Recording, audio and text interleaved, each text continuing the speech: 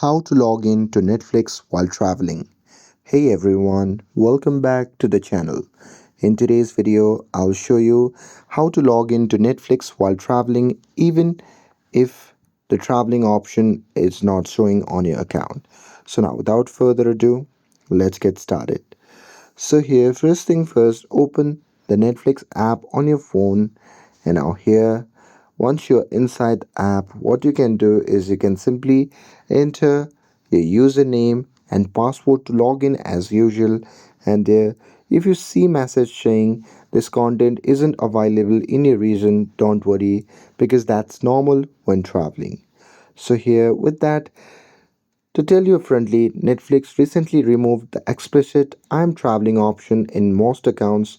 So here instead, Netflix automatically detects your location and shows content available in that country.